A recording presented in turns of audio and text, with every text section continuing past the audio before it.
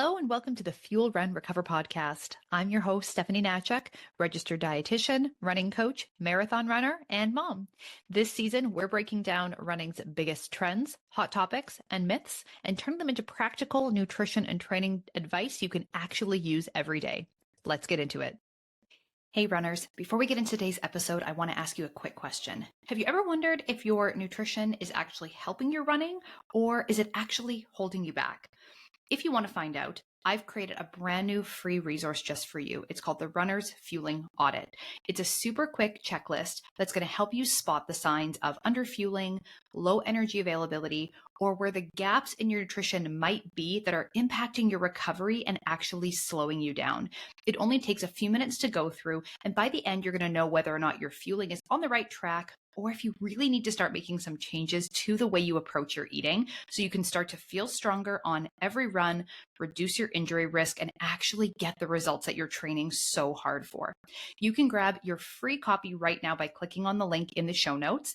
Again, this is called the Runner's Fueling Audit. It's a free downloadable resource, and it's going to give you so much clarity on how you can start feeling smarter and running stronger. All right, let's dive into today's episode. Hello, and welcome to this week's episode of the Fuel Run Recover podcast.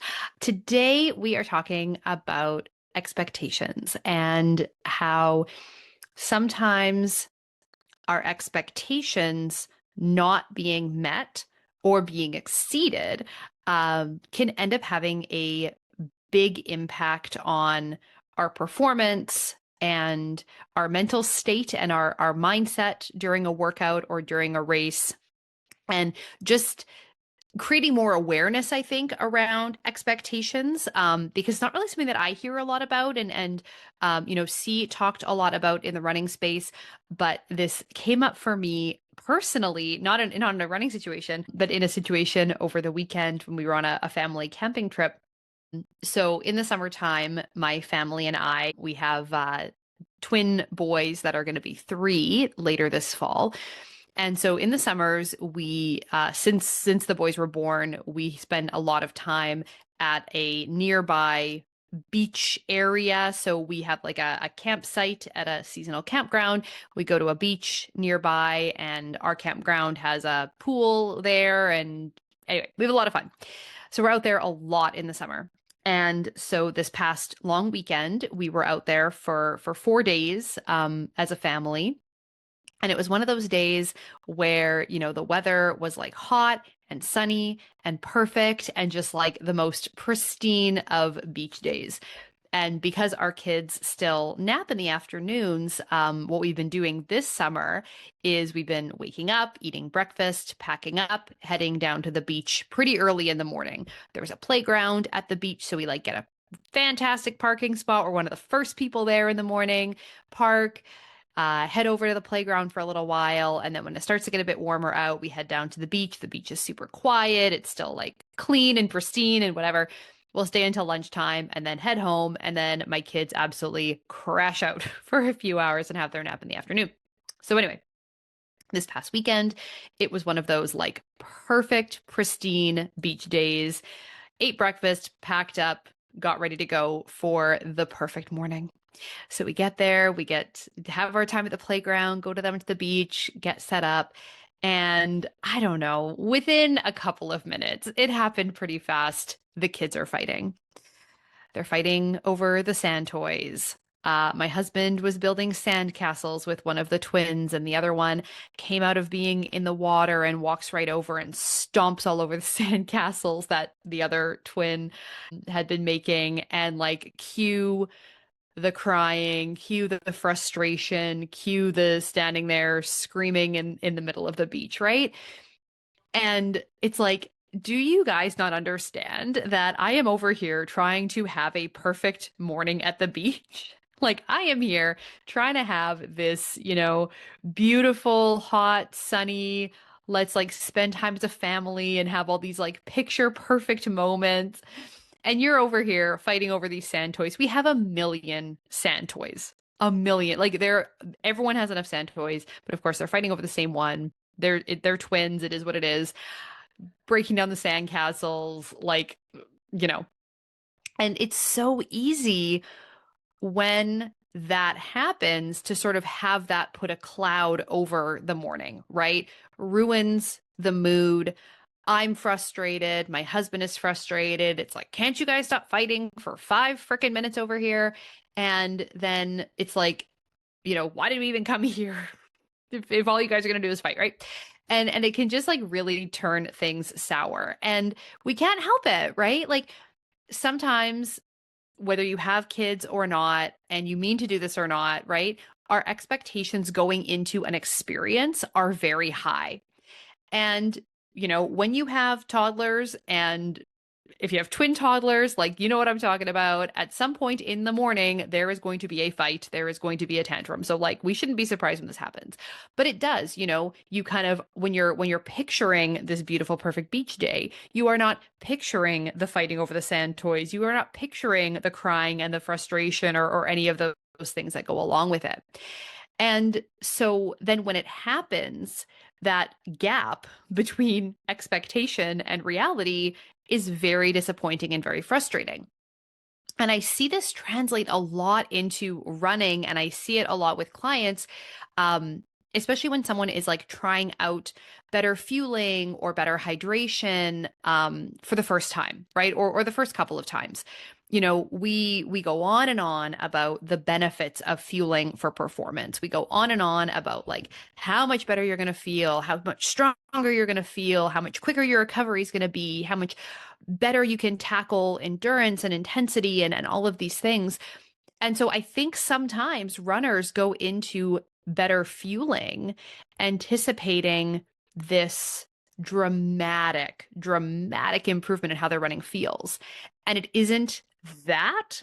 And it's a really big letdown, right? So if you go from like 0 to proper fueling, I think sometimes runners will expect that there will be this 1000% improvement that first run, or and it's not to say that that never happens. Like, I will often get feedback from clients who are like, wow, I can't believe how much better my run feels when I incorporate these fueling strategies. But I wonder sometimes, right? And this is getting into the individual psychology and that inner narrative or thought process of each individual runner, is like, what was your expectation? If you went into it thinking this is going to be incredible, amazing, 1000% better, and it isn't that, it can feel a little bit like a letdown, like, oh, wasn't that good? Whereas on the other hand, if you weren't really expecting it to be any better, and then it was better, right? You're like, oh my gosh, I didn't know that was possible. I didn't think that was going to happen. Then it's like even better because it exceeded your expectations. And so, we kind of have to toe the line there between not wanting to maybe oversell what a better fueling or hydration strategy can do, and also go into it just understanding what those expectations might be. So the same camping weekend, the opposite happened for us. It was the next day, it was in the evening. And after we had eaten dinner, our friends that are out there at our campground wanted to go down to the campground pool for a swim. And it was like 6 o'clock at night. My kids go to bed. I mean, it's summertime, so a lot later than they should these days. But like, bedtime is like soon.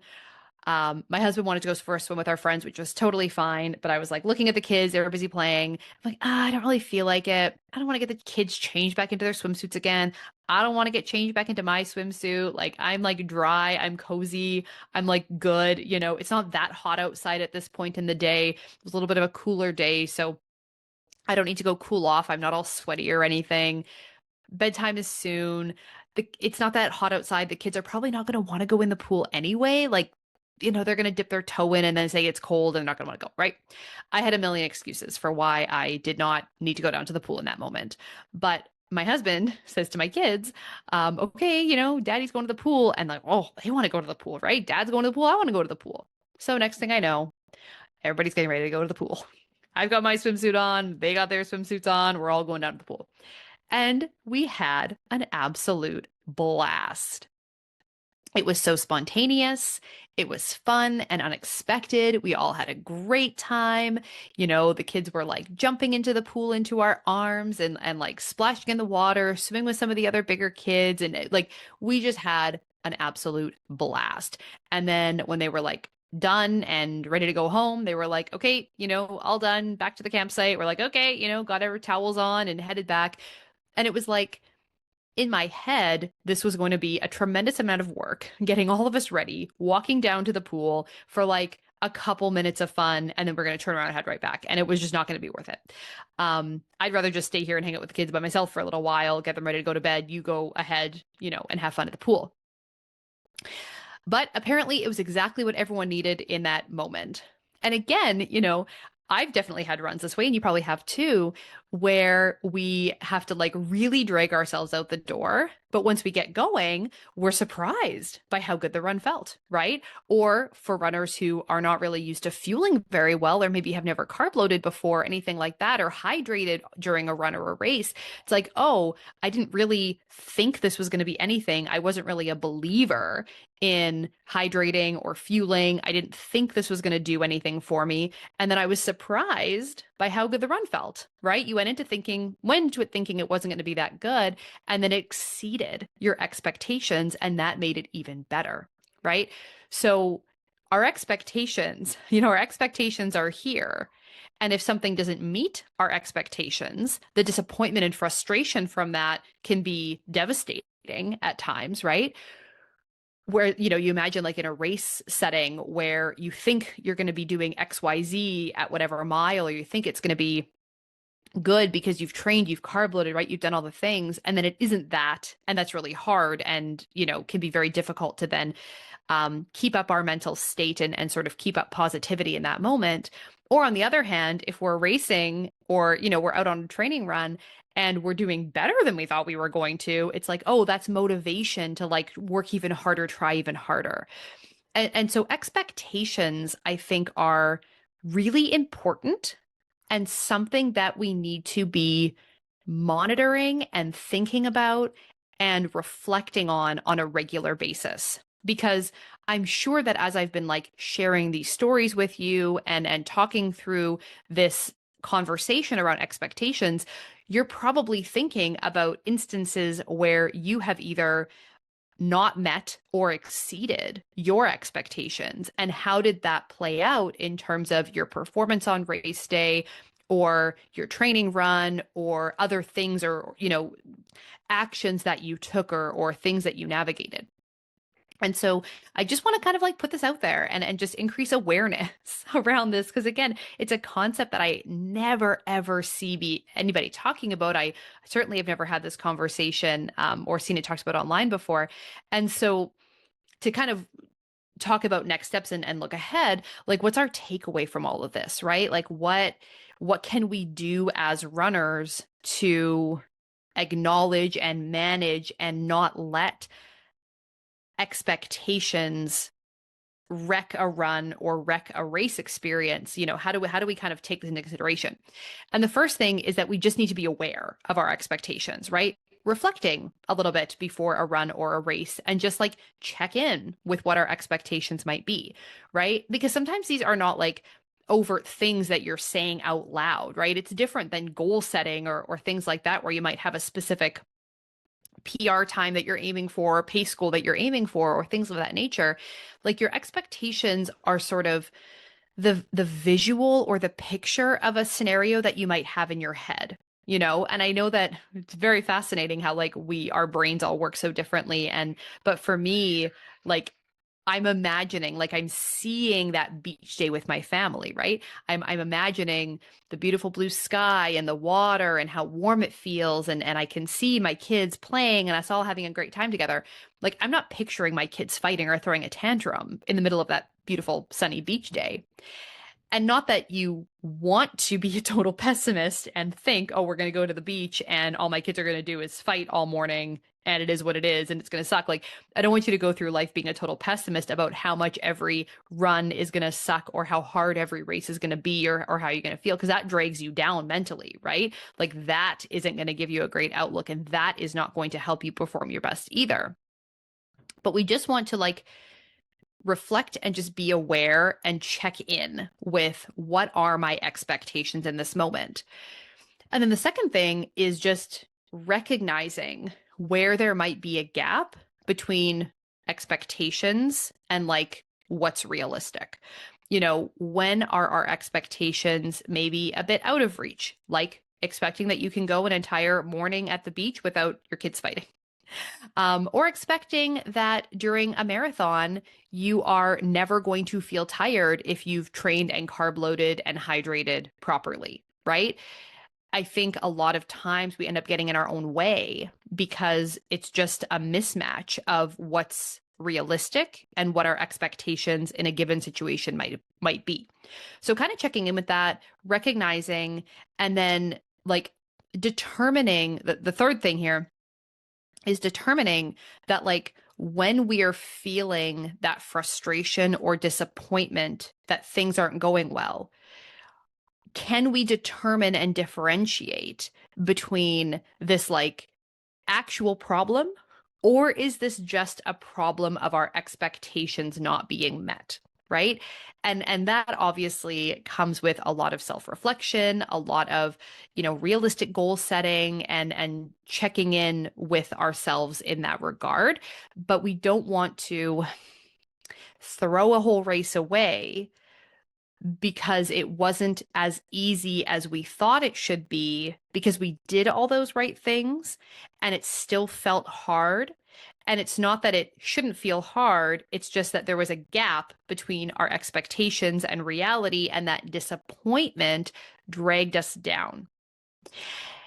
Again, we go back to like marathon running, right? Running a marathon is hard. I don't care who you are, how well you've trained, how experienced you are, how well you fueled and hydrated and carb loaded and tapered and all of the things, right? Like running a marathon is hard. It's a long race. A lot can happen. You should feel tired. And I've had clients tell me after they've done races, right, that they felt great the whole race. Oh, Steph, I can't believe how good I felt that whole race. Now, sometimes that is a matter of their expectations for how hard it was going to be or how they were going to feel was exceeded, right? It wasn't as hard as they thought, so they felt great, right? They exceeded their expectations, and so that gave them a huge boost mentally, right? I also think a lot of times it's easy to say, like after the fact, when we overall did do well, we reached a goal, we crossed the finish line, we got the payoff of our hard work, we can very quickly forget the parts where we did get uncomfortable, right? The hard work was worth it and it paid off in the end. So we very quickly like minimize the uncomfortable parts or the suffering that we might have gone through during the process. Whereas if we didn't reach a goal, then we tend to like maybe play up the discomfort or whatever that might be. So like feeling good and working hard can often coexist, right? Something feeling good doesn't mean that it wasn't still hard work, but it needs to match our expectations and be worth it in the end. So a little bit off of the topic, but just something to reflect on, right? If you've had races where you've like felt really good the whole time, it's not that you weren't working hard, because you were, but you just maybe reached the goal or exceeded your expectations or were able to pull through, and that helps a lot. So if you are struggling or have been struggling with some of these things, and it's not poor training or recovery or fueling or hydration, like if you're just like feeling really in a rut and you're trying all the things, you're doing all the right things, and you just aren't feeling like it's really getting you where you want to be, this is what I would check in with. I would really suggest like looking at some of these expectations, right? Are they realistic? Are your expectations in line with your goals, your fitness level, your training season, right? Like, can you expect that your 18-mile long run is going to feel super duper when you just ran 40 miles? Or, maybe you didn't run 40 miles before you did your long, maybe you've run 25 miles this week, you ran 5 miles yesterday, and you have an 18-mile long run today, right? You should expect that you are going to be not 100% for that entire 18-mile long run, right? Might take you a little bit of time to get into the groove. You might feel a little tired. Like you're not going to be at your best because you're not at your best. And that's okay, right? When we can adjust our expectations to be as realistic as possible, then we are less likely to struggle with that disappointment or that frustration. And we don't always want the bar to be so low that we're like always exceeding our expectations every single time. But just, checking in with yourself, a little bit of awareness around this, I think can be very helpful. And then, of course, if you are looking for more help with your fueling, if you are struggling to figure out what to eat when, you know that you're stuck, you know that you're not doing the right things with your nutrition, but you don't really know where to turn to. Everything you're seeing is not made for runners or is so conflicting that it's just like absolutely making your head spin. Then I would love to invite you to check out my Fueled Runner program. So inside this program, it's an 8-week nutrition program for runners. And inside, we walk you through everything you need to build a personalized nutrition strategy that moves and grooves and grows with you regardless of your season of training. So if you're getting ready for a race right now, we walk you through race training, cycle, nutrition, hydration, carb loading, intra-run fuel, recovery, all of those wonderful things. If you're in more of an off season, maybe you're focusing on weight and body composition in between races, we walk you through how to eat for those specific goals as well. I also am there to provide advice and feedback when you get stuck or need help. And we have monthly live group coaching calls where you can come ask questions and get more help and advice.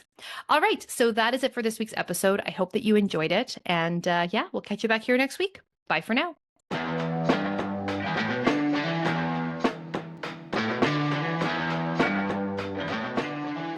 On this podcast is for educational purposes only and is not to be used or relied upon for the diagnosis or treatment of any health condition. This information does not create a client-practitioner relationship and should not be used as a substitute for professional medical advice.